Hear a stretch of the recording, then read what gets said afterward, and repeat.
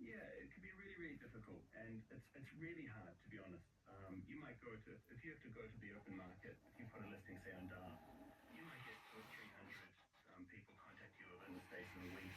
So there's actually guilt that comes with selecting somebody as well.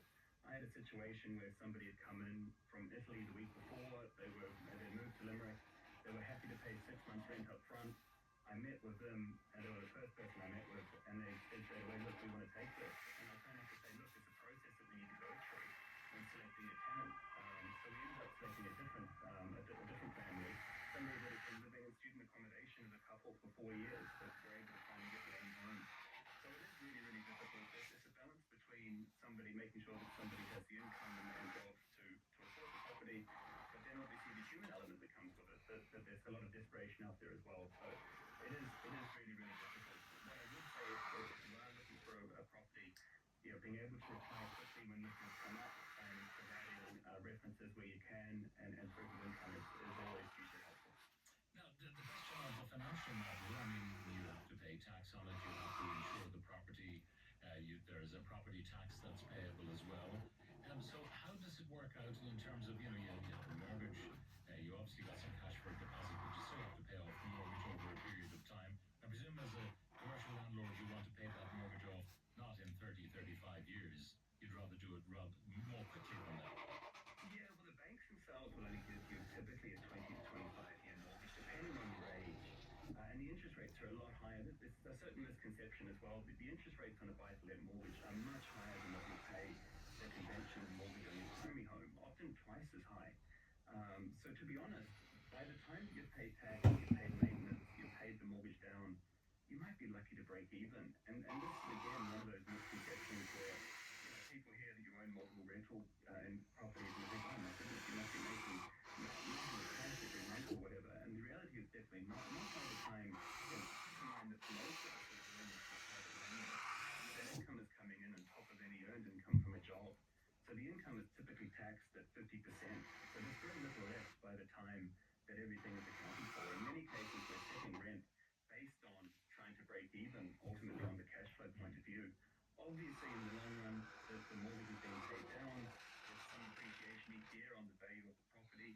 So it definitely is good long term, but it's definitely not one of these investments where you're going to be, it's not like a sweeping duck situation where you're swimming in money at the end of each month. It certainly isn't that. In fact, my accountant every year says to me, what are you doing? Why aren't you selling these properties? Because from an accounting point of view, it doesn't always make sense. But certainly from my side, I'm 41 years of age. I see it as a long-term investment, a 10 to 20-year investment. In the long run, it will definitely pay dividends. But certainly day to day, you don't always see that. Well, presumably at the end of the 20-year period, when you've paid off the mortgage, there will be some capital appreciation in the value of the house, but that might only be keeping pace with inflation. In other words, the price of a pint now versus the price of a pint in 20 years' time, it probably does reflect the economy of the time. So, what you can get for the value of the house might not be very different than what you paid for it, but at least it's been paid off. So you have a big lump of cash for your pension. Correct.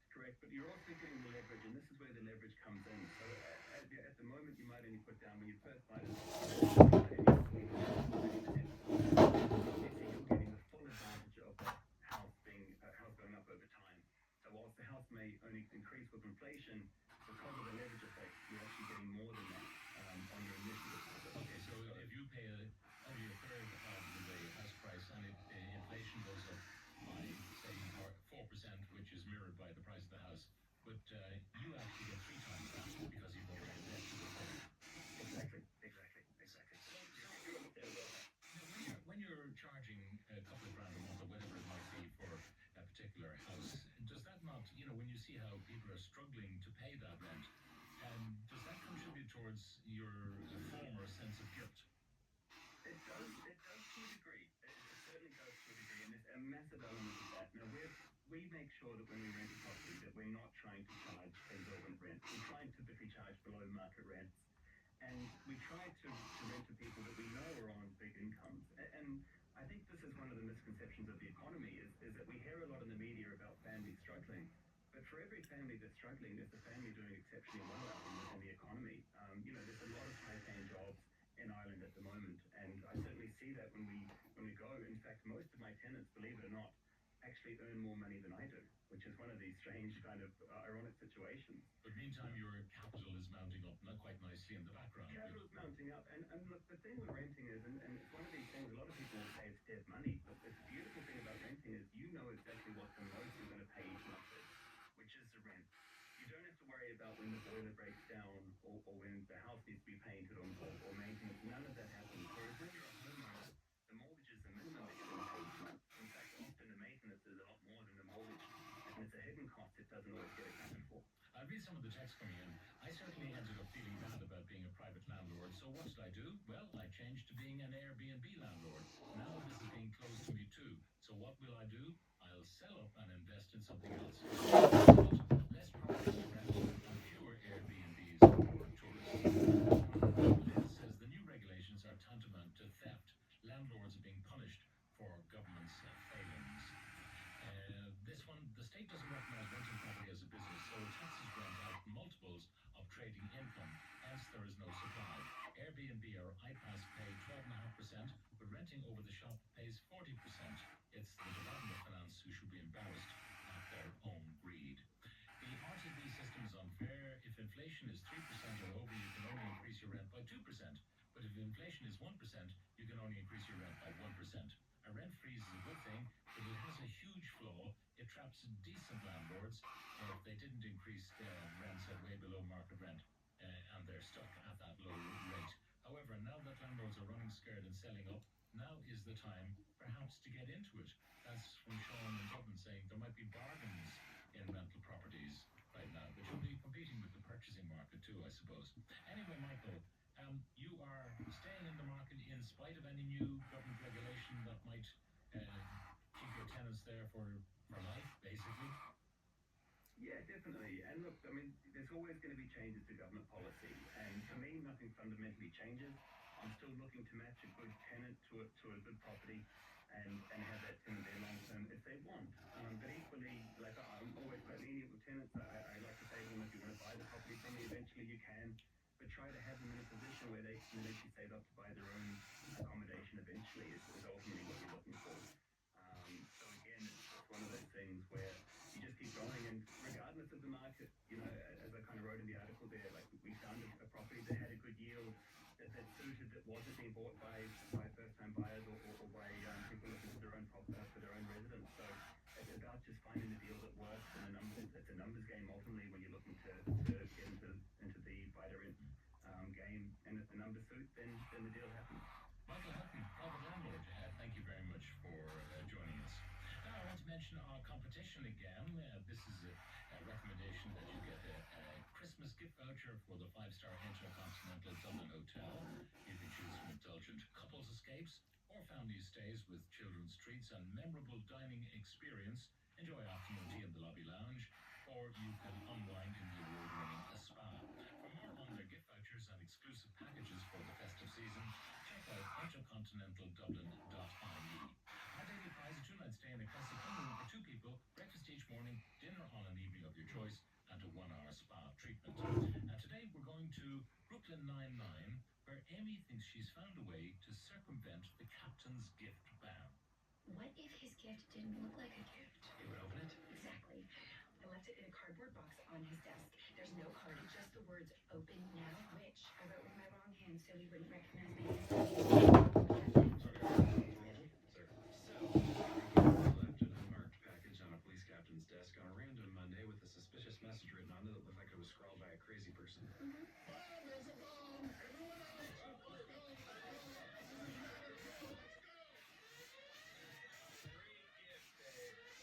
But what is the name of the captain in Brooklyn Nine-Nine? If you know the answer, text the word Dublin with your answer and interest now, 5316 at a cost of 30 cents, and terms and conditions apply.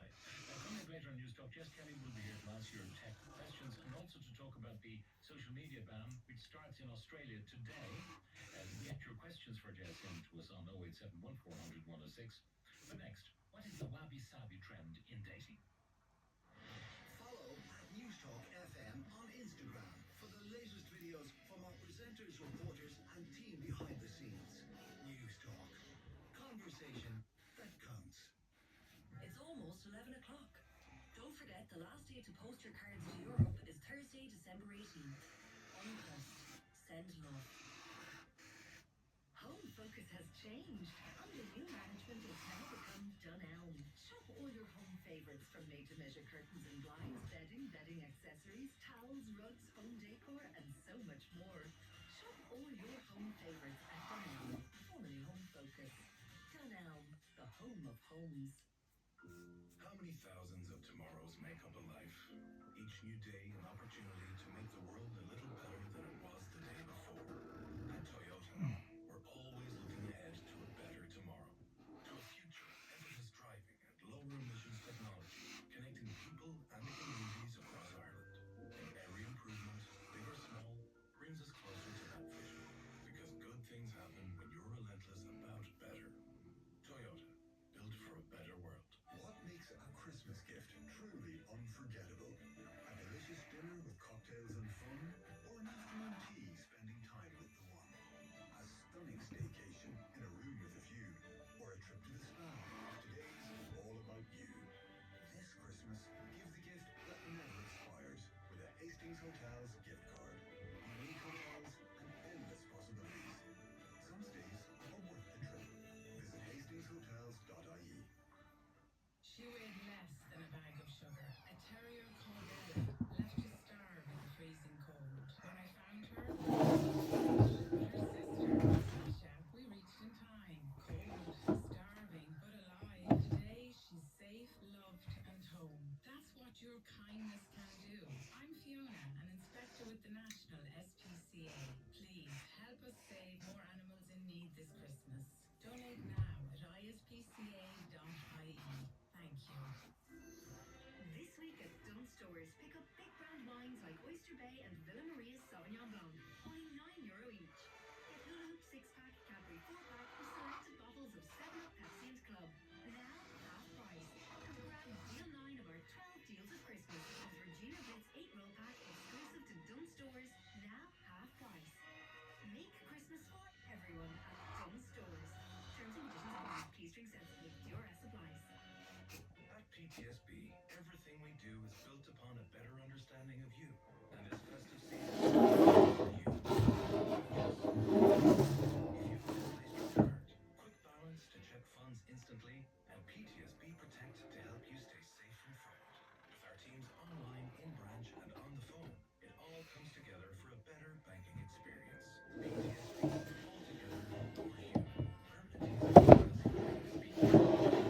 Essential Bank of Ireland. This week at Power City, check out our mega deals on Bosch, Neff, Miele, Samsung, and LG. For more information, go online to powercity.ie or call in store today.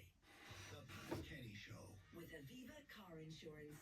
For peace of mind in minutes, you can count on Aviva. On the phone or online at aviva.ie. This is News Talk. The bird theory love test, toxic detachment, the wabi-sabi return to authenticity. Well, all of this is part of the modern dating game. And to explain all, I'm joined by Stephanie Regan, clinical psychotherapist and co-host of the Tough Love podcast. Stephanie, good morning. Good morning to Pat. So let's talk about the bird theory, first of all. What kind of craziness is this? I know, and it sounds crazy, but the reason that I like to have a look at these is because they're trending, on the social media platforms, and so they're being very much ingested by people, and people are talking about them, young people are sharing them, and so it's quite interesting because it tells you what people are thinking about love, about connecting, about how to relate, what's okay and what's not okay. So the bird theory, which is kind of something, it doesn't it kind of relates to the research that we all know about bids for connection. This was from the Gottman Institute many years ago, and what they showed was that people who tended to be together, couples who had stayed together after, say, a 6-year period, that they tended to bid for connection to their partner and respond 86% of the time versus those who did not and who had separated, and they were as little as 33%. And when we talk about bids for connection, we really mean, and this is where the bird theory connection, which is, it comes from the idea, oh, I see a bird there, and your partner either notices or responds to you and joins you in your curiosity, or makes some response that is appropriate, or they ignore you. So this is seen as a kind of a bid for connection, and their response signals some kind of, care, Okay, attentiveness. so it's a test. Oh, what kind of bird is that? Did you hear that bird there? And he says, no, didn't hear the bird, no. And then the bird doesn't cheep again. So he said, I didn't hear it. Or you don't look up from your paper, or you don't, connect in any way. And I think, you see, there is always a pattern, yourself, there's always a line of truth in these trends, there's always something there that does have a ring of authenticity, if you like. And I would say, of course, I mean, lots of times we ignore our partners for different reasons. We're busy, we're checked out, we're preoccupied, we're worried. So single not noticing and a single not responding to things is fine. But if it's a pattern, then it's not a good pattern. Now, the next trend is now, how does that work? How does it work? Well, you'll see, I looked up a lot of these on TikTok, and really, what the people who are putting these up are saying is, don't get involved in all the drama. You don't have to. Maybe you don't know how you feel just yet. Maybe you're not sure. Maybe you don't know how to break up. Maybe they don't have the skills. Maybe they don't have the words. And or to understand what's going on. We all know in relationships there can be toxic kind of times where it's unclear what's going wrong, but you're just not happy. And so this is a strategy that is being kind of recommended, if you like, through these videos. Date them till you hate them, which really is check out. They're really saying check out emotionally. Don't try and source the relationship. Build up a kind of a silence and a space between you, and watch what you see. So instead of having to formally break up and say this is the end, you just hate each other so much that you couldn't be bothered seeing them again. Well, that's one way of putting it, but I think that what they're really saying is save yourself the emotional labor of working out what's going wrong here, and save yourself the emotional labor of articulating that and moving back and protecting yourself. So it is, to me, I think there's a few things that are definitely a little bit, cautionary around this, because you do need to keep. It's not like we can turn our communication systems on and off. If we decide to take bad treatment from somebody for a while, and you hate them, you're absorbing that and it is changing you somewhat. So it's not. It really is quite a toxic way to handle things. I would urge people much more towards clarifying, crystallizing, withdrawing. I mean, if I may say, sometimes I do say to people, stop trying to fix it. Step back for a while. Stop getting and try and see what's in front of you. But I wouldn't be recommending stay there until you hate them. I don't think that would be the recommendation. The third one, wabi sabi and the return of authenticity. I know. I kind of really like this one, and I think of it as, I suppose, when I read it first, it's related to the Japanese kind of and Zen Buddhism, if you like. It's related to that, where they celebrate imperfection, celebrate simplicity, celebrate impermanence, and so there's something very authentic about it. That thing also in Japan where they celebrate what's called it's kintsugi. It's where they celebrate the crack in a vase, and they elevate that crack in the vase by filling it with gold. So it's about really recognizing that there is beauty in imperfection, that in fact maybe the heart of relationships is in that, that difference, that authentic difference from each other. So it's not about trying to make something wonderful and perfect, but rather about letting the truth and the ordinariness and the beauty of the ordinariness to come through. Do you remember that trend a few years ago where, very prominent celebs went makeup free? Yes. And you were to look at them, as it were, without any cosmetic help. Now, the suspicion I always had was that some of them had a lot of very clever cosmetic help, pretending not to be wearing any makeup. But that idea that instead of looking your, cosmetic best on TikTok, you show yourself first thing in the morning when you look a bit dreary and drab. And a little bit real. But is that not an affectation in itself?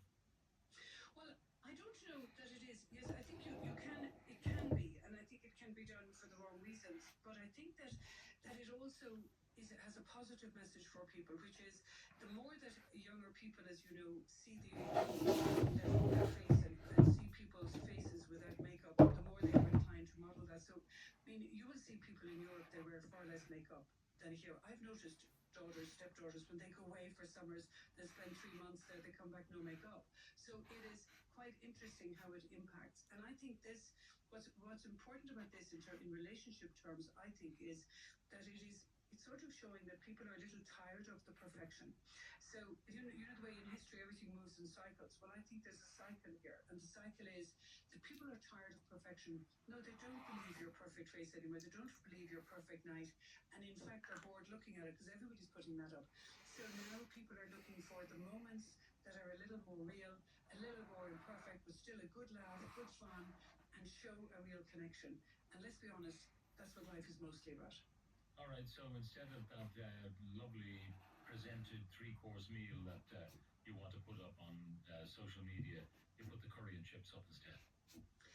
And be a bit real. Exactly. All right, Stephanie, thank you very much for bringing us all the latest trends in the dating game. Stephanie Regan is a clinical psychotherapist and co-host of the Tough Love podcast. Now, still to come on the show. Promoted the establishment of our city. But where is it? We look at how badly a task force is actually needed for the city of Cork. It's a wonderful section of carols. It's totally uplifting. Lots of hot boilers, favourites. It's always a lovely special time of the year. The boys of the Palestinian Choir will bring us a selection of Christmas carols, and Jess Kelly will talk about D-Day in Australia for social media for those under 16, and she'll also answer your tech questions. You can get them to us on WhatsApp 087 1400 106. That and lots more to come. If you miss anything, you can listen back on the News Talk app, powered by Go Loud. But now it's time for the news and Alan Cantwell. On 106 to 108 FM, on the News Talk app, powered by Go Loud and Smart Speaker. This is News Talk. It's 11 o'clock. Good morning. The country is under an orange wind alert today. Storm Bram brings very strong and gale-force southerly winds. The warning will expire at different times this evening. Air and sea travel are also affected, with 50 flights cancelled into the country. Launch the sound house where the worst of the weather will hit. I think the particular message is for people to stay away from coastal areas, and also to obviously be aware of the fact that there is now an orange wind warning that will be in place at various times right across the country, and there does seem to be a degree of unpredictability in terms of where the strongest winds may hit, so people do need to be very conscious and cautious. Meanwhile, high tide has passed without incident in Cork City. There was minor pooling in some city quays. However, the peak tide was below what was expected. High tide is at 10 to 9 this evening, and no tidal flooding is expected in the city. Ukraine's president says a revised peace plan will be shared with the US today. Volodymyr Zelensky is facing pressure from the White House to agree to a deal despite criticism. The current plan favors Moscow. He met with European leaders at Downing Street yesterday in a show of unity. Russia expert Mark Deutscher says Ukraine has been ready for a deal for a long time. Putin is the one that insists on keeping the fight going. He has no reason to stop at this very moment when he believes that under Donald Trump's side, the ball is in the Kremlin's part of the field, not Ukraine's. €7.2 million worth of drugs have been seized in Wexford and Dublin. 104 kilos of cocaine was discovered during planned searches in Gorey and Shankill yesterday as part of Operation Tara. The investigation targeting organised crime also uncovered €47,000 in cash and a number of digital devices. 4 men in their 20s, 30s and 40s were arrested and are being held at Garda stations in Wexford and Dublin. That's it for now. We'll have news again at midday. There's even more reason to celebrate this season with up to 20% off Aldi's specially selected wines until December 21st. Try the delicious Italian Valpolicella Ripasso with a hint of dark chocolate and black cherries, now only $8.79. And get the party started with a sparkling Cremant de Noir, crisp and dry with lemon zest and pear, now only $12.79. If you love Christmas, you love Aldi Specially Selected. Get the Faxby Drinkerware, visit drinkerware.ie. While stocks last. Off the ball on News Talk. Good morning, I'm Colin Maloney. Liverpool are without Mo Salah for tonight's Champions League game with Inter after he claimed his relationship with manager Arne Slot had broken down. Kick-off in Milan tonight is at 8 o'clock. Elsewhere, Chelsea start the night in the top 8 and will hope to stretch their unbeaten run in Europe to 5 matches when they go to Atalanta Tottenham welcome Slavia Prague to North London. Here in Sligo Rovers manager John Russell has signed a new multi-year contract with the club. The Galway native played for the Bit of Red before taking the reins as manager in the middle of 2022. In rugby, Craig Casey has signed a 2-year contract extension with Munster. The Irish scrum half made his debut for the province in 2019 and will now extend his stay until 2028.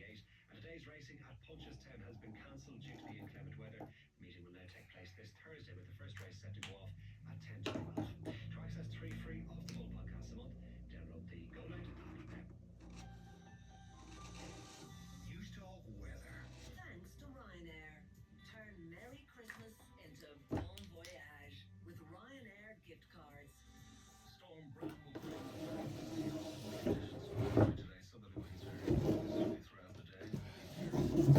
Force with some damaging gusts also expected. Persistent and heavy outbreaks of rain with temperatures of 12 to 15 degrees. And now you're up to date on News Talk. Thank you very much, Alan. Some of the texts coming in about landlordism. I have 2 rented properties in Galway. The first is a 2-bed apartment, B1 rated at €1,000, where it could be 2,000, and a 2-bed 1 kilometre from the city centre for €980. I provided accommodation for 5 people in all. I treat people with respect, and 3 people have moved from my place to their new home with babies. I like to see people improve their lives while they're renting from me. I could make a lot more, but that would not make me happy. I am happy with what I have now. Selling your rental property for pension causes capital gains at 33.33%, so you're caught any which way you turn. I just got out. Being a small landlord is a mug's game. That's from Jean. Now, a planned task force dedicated to the revival of Cork city centre was included in the programme for government. In October, Taoiseach Simon Harris repeated his desire that a task force for Cork be urgently introduced, adding that when he was Taoiseach, he had established a Dublin city centre task force, which had resulted in clear benefits for the capital. However, last week, Mr. Harris explained that there would be no task force for Cork City in 2025. Not hard to guess at that, given it was the end of the year. Anyway, I'm joined by Fine Gael spokesman for Cork, Colin Burke, and also by volunteer coordinator with Penny Dinners, Katrina Toomey. Good morning and welcome to you both. Katrina, we'll go to you first. Your analysis of Cork City Centre, besides the odd bit of flooding, what's wrong? There's a lot wrong, and I suppose if I start by saying that Cork City, as probably every other city in the country, we're facing a variety of important challenges, and I do believe that we need a task force to tackle them, I'd say, with compassion, with clarity, and with concrete action. There are key areas that require our focused attention, and everything has to be practical solutions, along with the benefits that addressing them could bring to our community, because that's what it's all about. Now, one of the joys of Cork City when I go to broadcast from Cork is how compact it is. You know, you can walk around from A to B, from pub to restaurant to hotel. You can recreate fairly easily in Cork City. It's a great city for that, but its very compactness has led to perhaps some of the problems. Katrina, can you explain? Well, look, we have homelessness, and that's rising all the time.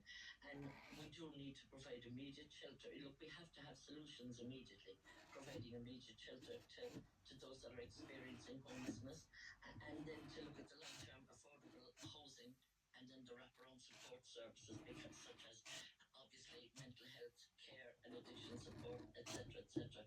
You know, we also have hospital waiting lists, which are huge and overcrowding happening all over the country.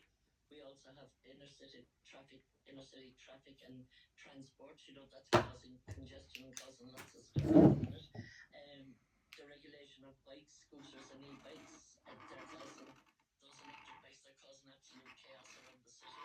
So we need clear legislation. We need effective enforcement and public education.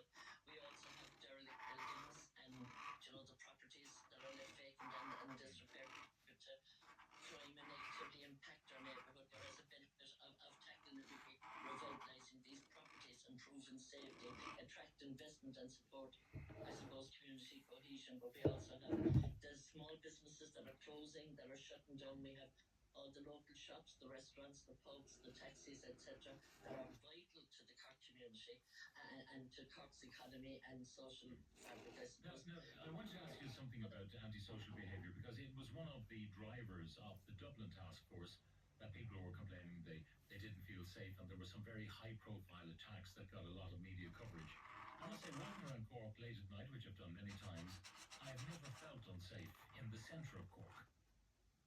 Well, sometimes we go around at night and I can't personally say that I feel unsafe because I know a lot of people that would be out late at night. But I've heard quite a lot of people saying they're afraid to go into town. They're very, very worried, about what may happen to them if they're out on the street, and they might have to walk to get a taxi and stuff like that. And people just are generally saying it, and it's on every Facebook page here like that. Town is a no-go area and stuff like that during the day and at night, not just at night. So there are people talking about it. So I suppose it's something like that a task force could look at and could look at practical solutions and implement them as soon as possible. Yeah. All right, now, Colin, we'll talk to you because you're obviously a member of the political class and therefore in a position perhaps to get something done about it. What is your analysis of the problems of Cork and why it needs that task force? I think there's a lot of positive things happening in Cork as well, and I think it's important that we put that out. For instance, you take McCurtain Street in Cork now, where there's a lot of restaurants. That area is doing very well because I think one of the benefits that they have is the railway. The Kent railway station is not far from McCurtain Street, so a lot of people are using the train, going out in the evening for meals and then getting the train home. And I think it's one example where there's been success in revitalisation. In relation to What time is the last train? I'm not clear what the last train is, but I think people are coming in earlier on a Friday evening and Saturday evening, and then getting whatever last train is back to Middleton, Cove, or Mallow. And I think it's amazing how McCurtain Street is doing well from that point of view.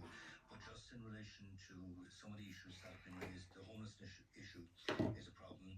One of the things I did when I was minister was got the HSE, Cork City Council, the Department of Health and the Department of Housing together about opening a day centre for people who are homeless because we have the HSE staff who are giving support to people who are homeless, but they're in different locations around the city. So the whole idea is that we'll have a day centre where all of those people who are providing that care will be in the one centre. And what's happened to that proposal? That doesn't seem like rocket science to do something like that. A drop-in centre. Well, I'm gone as minister since January, but I've been keeping the pressure on it. And we, as a result of keeping that pressure on, we have identified a building, but we have to go through a tender process. The ad went in, inviting tenders in for that in the last 2 weeks. So hopefully we will identify the building and then get on with delivering that. And there is funding, and there's been a commitment clearly given to me by the Department of Health that funding is available. Now, will it require any kind of change of use permission? Therefore, the planning process kicks in. You get objectors. Well, we've identified. The reason for inviting tenders in is that there are a number of different options looked at, but we have identified one building already which is suitable, and I think it's about progressing that project, and it's about getting all of the care people, the people who provide that support to them, into one centre. So I think that's really good way forward. I think in relation to any task force, you need both government, local government, business, and the local community working together. And I think that's one of the things that we need for the city centre. Businesses are suffering losses. People are tending on it, and it's not that they feel unsafe. It's just, I think, the issue about getting into the city centre, and I suppose that's the reason why then we are also proposing the light rail, which would run all the way from Ballincollig through the city centre down to Man, would connect up with Kent railway station as well, and would connect up with the MTU, Munster Technological University, and also with CUH. And I think that's extremely important development for Cork, and we need to progress that. One of the joys of going to Cork is you walk along Oliver Plunkett Street, for example. Great shopping street, loads of little shops. But the last time I was there, now it is a while, but there was the beginnings of dereliction, buildings, being refurbed, but not yet. Hoardings up on those buildings. So how big a problem is that kind of dereliction? Is it because retailers don't feel they can make money anymore? It is a challenge in a lot of the units in the cities that they're actually quite narrow units. For instance, I've come across cases where people have developed to say the ground floor, and they want to put an apartment in the top floors, and they're not allowed that because the buildings are quite narrow. Therefore, you wouldn't have adequate separate entrance, and that's one of the challenges that you have. And therefore, sometimes you need to assemble a site together. And we've done that, for instance, North Main Street is one example of that, where a number of properties are assembled, and we've built student accommodation overhead. And I think that's likewise in relation to Washington Street, student accommodation built there, and there's commercial units on the ground floor. So there's a lot of things like that that need to be done. But I think it's important that we all work together. I do believe the task force in Dublin was set up. It has set out clear guidelines, and there's a lot of attractive places in the city to go. Like you've Crawford Arts Gallery, you have the English Market, you have the City Library, the Central Mars Cathedral is not that far away, Fitzgerald's Park, UCC, Shandon. So there's a lot of good things very And close. many of those you can actually walk around if you're a tourist. Absolutely. You're right. You park your car and forget about your car because you'll be quicker walking. And on the safety issue, I mean, there's an additional 40 Gardaí assigned to Cork City as well in the last 3 to 4 weeks, which I think is a really welcome development as well. So it's about having Gardaí on the ground and making sure that people, feel safe if they're out and about, and I think it's extremely important. But I do believe we have work to do. We need to work with property owners. We need to get reinvestment back into the city centre, and we also need to develop residential accommodation there. There's one project now which we've just got funding through on, and that's the old where the Sexton Bar is. There's 217 apartments going up there, so that's a good development. It's going to be units there, and then there's a few other units that are where we've got planning and we've got funding through on as well, which are slightly outside the city. But in overall, it seems like you're doing pretty okay. But the reason for a task force is to quantify the problems that may be real. Absolutely. And also to dismiss problems that may not be real. For example, I have a couple of texts here. Mary in Cork says, people like your guest are part of the problem in Cork, saying that Cork is unsafe. I presume that actually was not a reference to you, but rather to Katrina. But she said she feels safe personally. Anyway, Mary goes on to say, Cork is generally safe, and just because some people don't feel safe doesn't make it so. And this one, as a musician who walks in Cork City very late every night, I have to say there's a lot of scaremongering because Cork is as safe a city as anywhere. Well, I mean, I can go to the city and I feel very safe there no matter where I go. But at the same time, there are, people can get very nervous very, very easily, and therefore I think having additional Gardaí there is a help. I also think the whole issue in relation to homeless needs to be tackled as well as regards, having adequate accommodation and making sure we have a place for people to go to during the day, because that's one of the problems. A lot of the night shelters, people have to be out of them by 10 o'clock in the morning. They then have no place to go. People are congregating around shops, around shopping centres, and does frighten people. And I think it's important that if we develop that day centre, we can also get access. People can get access to healthcare. I was speaking to someone, for instance, who worked in fact in the women's prison in Limerick, and one of the problems that they found, they worked there as a medical advisor, they found that a lot of the people there weren't getting access to medical care. And likewise, we have people who are homeless who are not getting access, even though it's available for them. And that's the reason why the day centre is so important. And I think there's a lot of good things that are happening in Cork. For instance, one of the other issues that we've just announced is the rehab facility, which is out in the Blarney Golf Links Hotel, where the Mercy University Hospital will have 30 beds there for rehab.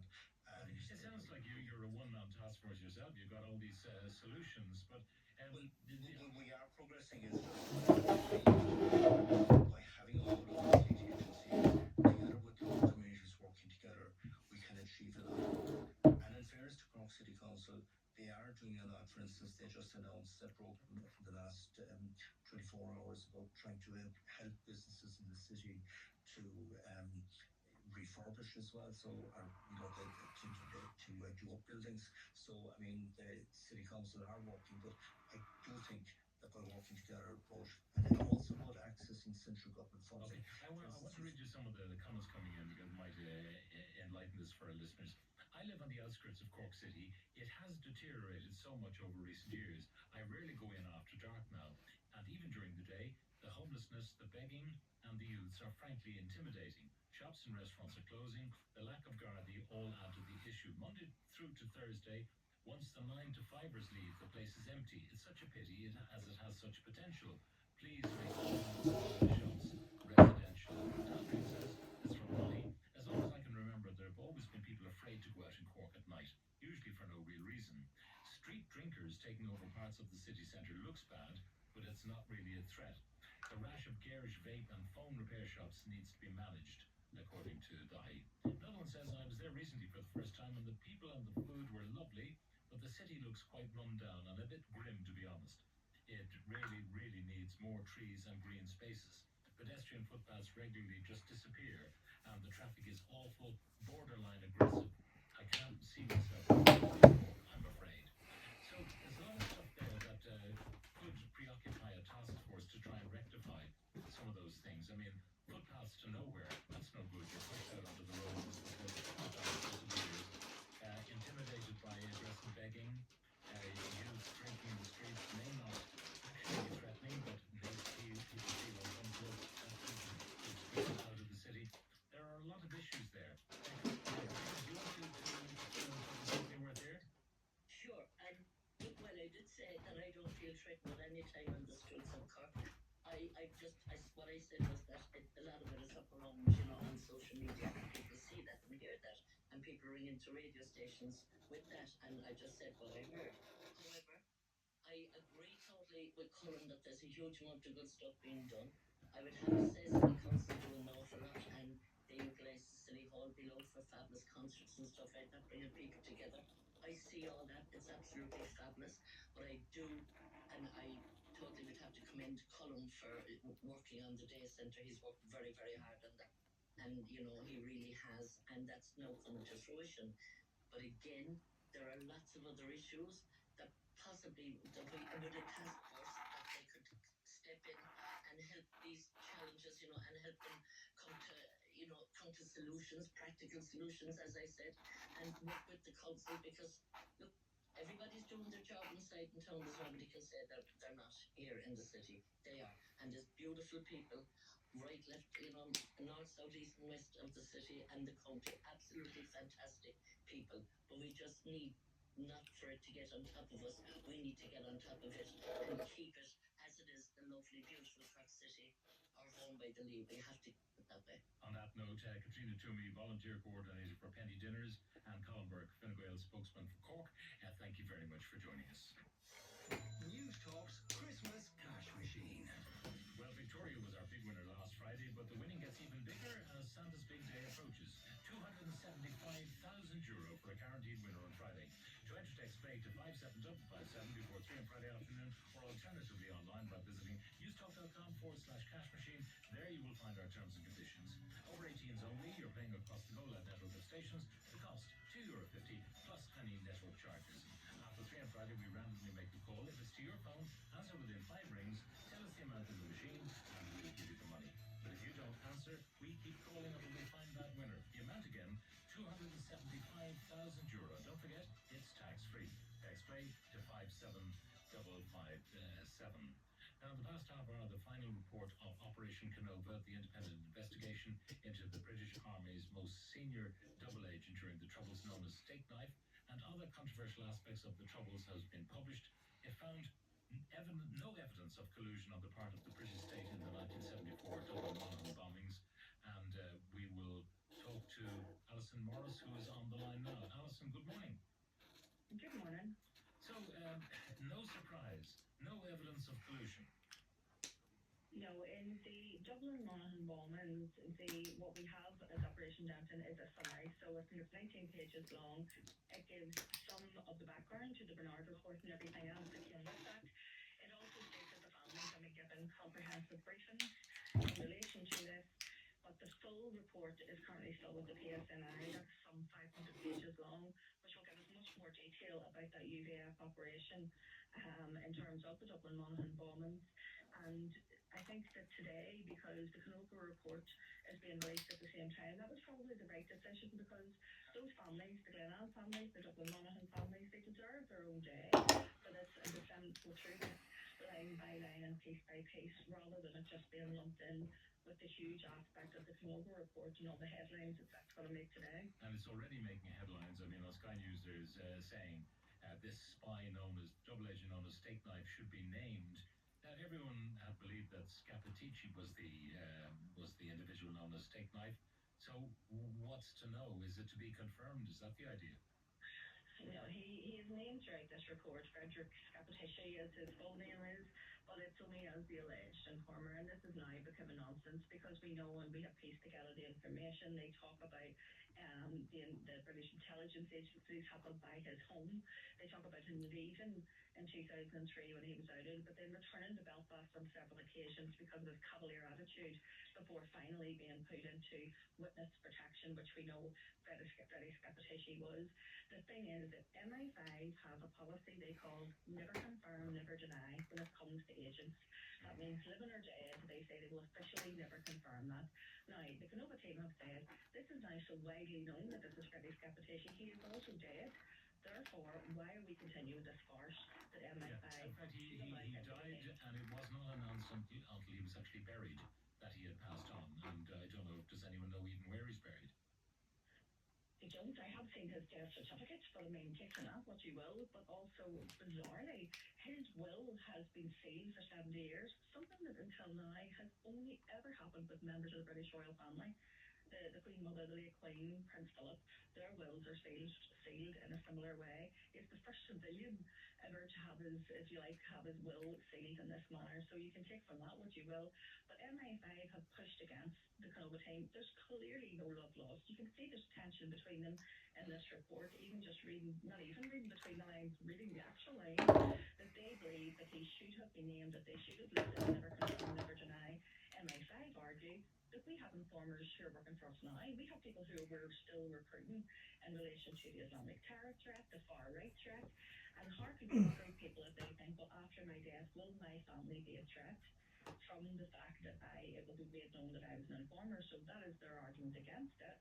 But right now it is pretty farcical. We know who Freddie Scapitici is and was. We know that he was Steak Knife.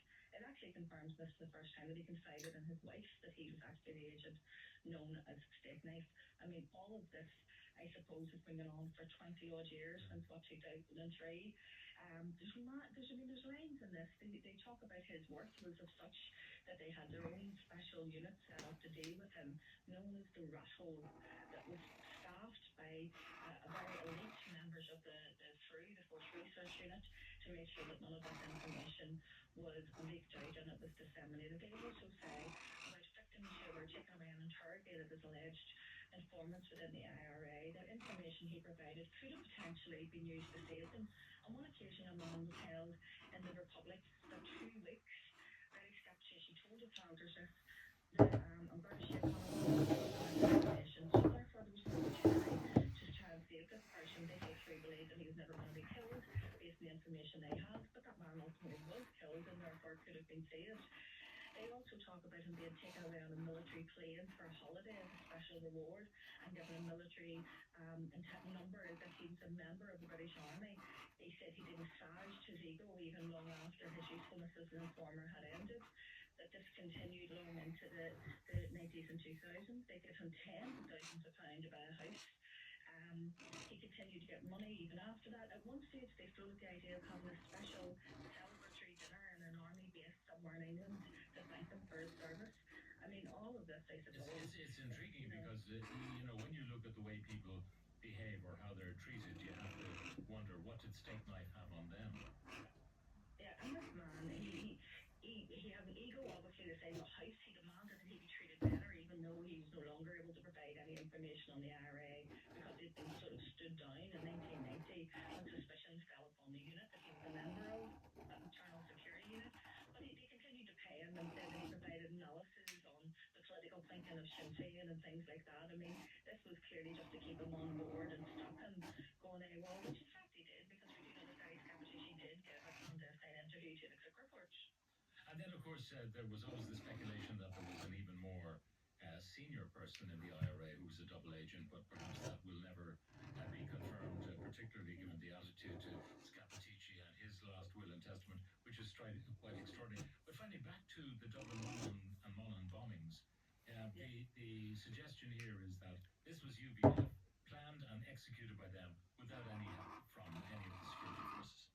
Well, this is unusual because the briefing given to the families in Denton did point to the fact that there were members who were former army members who were involved in the UDF and therefore had bomb-making and explosive making capability. The argument for Dublin Monaghan was always that the UDF at that time did not have the ability to make these type of bombs and transport them. The Denton team have said no, they did have bomb-making capability because they had members who had 10-year services within the British Army among their ranks. Is that collusion? Well, I don't know what definition of collusion we're using, but did the authorities know in advance to be able to stop it? They certainly didn't have about the personnel involved, and they went to investigate despite being known. There's information that's known about how the cars were obtained, how who they were driven across the border. In fact, they believe a female member of the UDF was used as to transport one of the bombs, obviously sitting in the passenger seat to make it look more like a couple going on holiday. There are all sorts of information I think that Denton will be able to provide when we do get that full report. But at this point in time, I do think it's very disappointing for the families that we only received a summary. But at the same time, I do know that Canova the Denton team has been liaising with them and giving them more information privately than they're able to at this point in time. And hopefully we get access to it very soon. Alison Morris, crime correspondent with the Belfast Telegraph. Alison, thank you very much for joining us. Still to come in News Talk, the Australia Teen Tech Ban comes into force today. But next, the Palestrina Boys Choir will bring us some Christmas classics. The Pat Kenny Show. With Aviva Car Insurance. My Aviva puts you in the driver's seat. Manage your policy anytime, anywhere, all online. Aviva Insurance Ireland Limited with Central Bank of Ireland. It's that most wonderful time of year again, and we enjoy a good Christmas tune as much as anybody. It's the most wonderful time of the year. Now, on the News Talk app, you can listen to Christmas music 24/7.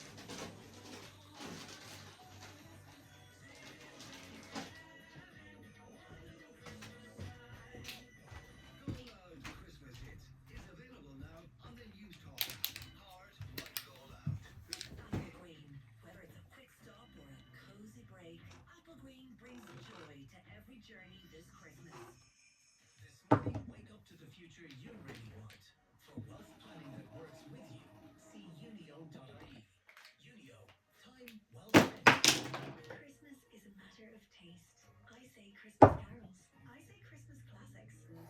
I say beautiful Butler's chocolate boxes, gift wrapped in festive red and white. I say Butler's platinum chocolate boxes, the ultimate Christmas chocolate gift. I say let's go to the nearest Butler's Christmas cafe. Butler's chocolates, crafted for over 90 years. What she said, is it your nearest Butler's Christmas cafe? Selected retailers nationwide. ButlersChocolates.com now. The latest Woody's Mega Deals have dropped. With the Belgian cordless vacuum, now €70, save €29.99. And there's another mega deal. The Stanley Step Stool Toolbox, only €70, save €50. And even more mega deals with the Beko coffee machine, now only €100, save €79.99. But hurry, Woody's Mega Deals are only while stocks last. Shop in store, online, or click and collect. Woody's, we're all homemakers. T's and C's and restrictions apply. This Christmas, Alone, the charity that enables older people to age at home safely and comfortably, is asking you to please share your warmth. We are helping thousands of older people and we need to grow to meet the demand for our services. Please donate at alone.ie and share your warmth. Alone.ie. Ishka Éireann, we're upgrading Ireland's water network to ensure a clean, safe and reliable supply for everyone. Sometimes this work can be disruptive. That's why we have a free text alert service providing real-time updates on outages and planned works over fault lines in your area. So far, over 300,000 people have signed up. Join them and stay informed. Sign up today with your mobile number and air code at water.ie. Ishka Éireann, delivering water services for Ireland. Every year, a fascinating phenomenon occurs. Irish people all over the world flock towards one destination. Home, drawn by the unmistakable scent of the festive fibre from Supermax. Now listen closely as they take the first bite. truly one of nature's most heartwarming displays. You know it's Christmas when the festive 5 ounce is back at Supermax. The freshness was in the taste. Hello, Jude here from Elephant Storage. Do you work from home or a small office and have no room for stock or files? Need to claim back some space in your life? Elephant offers 800 own key storerooms with delivery acceptance for pallet and parcels, Fort Knox security and friendly staff on site. Come and go as you wish, stay as long as you like. Book online at elephant.ie or call 01 494 0000. Elephant, the hotel for your goods. You've left it to the last minute, haven't you? But don't panic. A Super Value gift card is the perfect way to say thank you to your team. There's something for everyone, from delicious festive favourites to Christmas essentials, all while supporting local Irish business. So why wait? Visit supervalue.ie/gift cards. The Pat Kenny Show. With Aviva Insurance, we reward our customers who have both car and home insurance with a discount. Aviva Insurance Ireland is regulated by the Central Bank of Ireland. This is News Talk. Now a comment about Cork from Breda. I visit Cork City frequently for shopping, and in the last year I was pestered by beggars. I found it very uncomfortable. I always find Cork people very friendly, but the bus centre in the city centre needs a major update. All toilets were open when I arrived to get a bus at 6:30 in the evening, and a local informed me it's due to unsociable behaviour by drone users. And there was no customer service desk open for information about getting a bus to the airport. For the second city, the bus station is unbelievably poor. Well, I think it's time to get in a festive mood.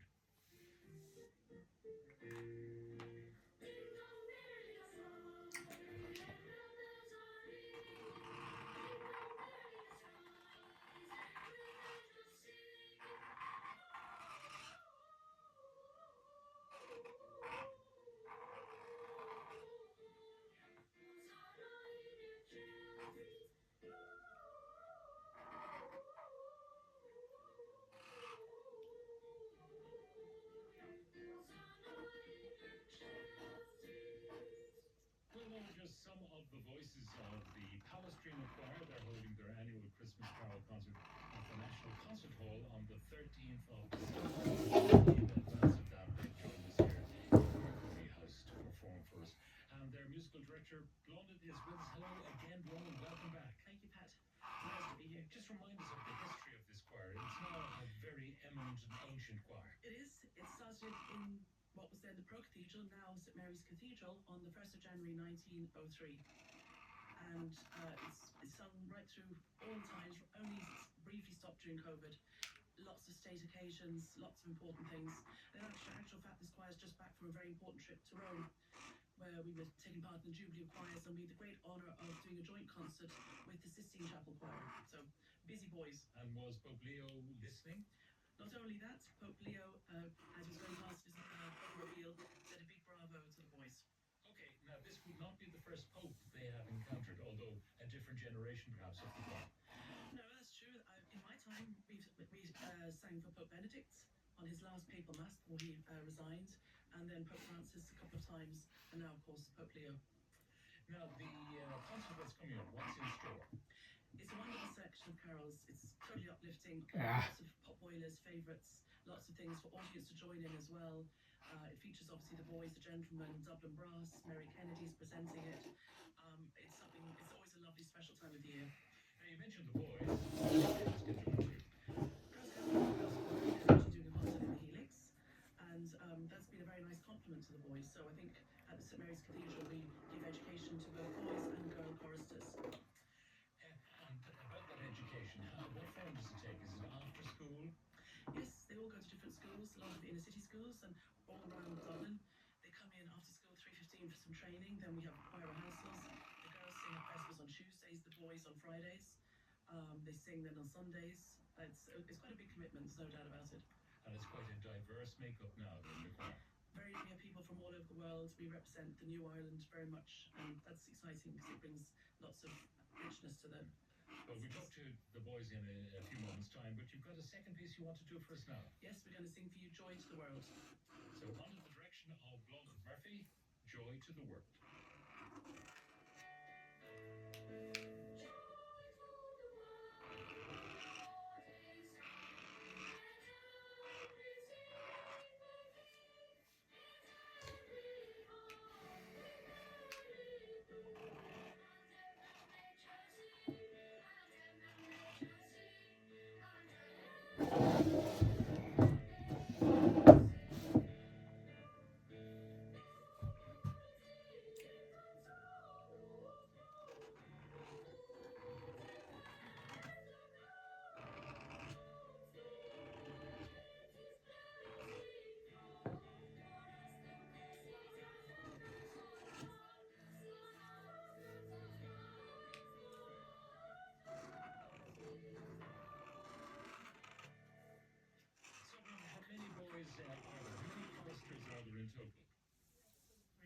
moment, and we've 12 training choruses. Okay, so we just have a fraction of You just the have choir here. 8 or 9 here today. I'm going to meet the boys, and they can just tell me their names. So we'll start here. John O'Coonan, Jaden Cookington, Davin O'Dwyer, Zach Mahmood, Luke McCartney, John Wall, Killian Dufresne, Daniel Clinton, Sam Whelan. Now, Sam, you're a recent recruit to the choir, isn't that so? Yes, I am. What sort of audition process did you have to go through to get in? One of the people who works at the choir came into my school, and he did a hearing test, and I got one of the best scores. So I came into the what is the cathedral now, and sang a song for Blonid, and she chose me to be in the choir. So the idea is, see, can you carry a tune and hold a note and not go off key? Yeah. Had you an interest in music before? Yeah, I really like music, and I kind of, yeah. I suspect, though, that the music you liked wasn't the kind of music you're singing in the choir. Yeah. So I kind of like maybe pop, rock, rock and rap. Do you want to rap for us? No. Okay. Guys, thank you very much for joining us here. We're going to have another piece from the boys of the Palestrina Choir. What have you got this time? Somewhere in My Memory from Home Alone.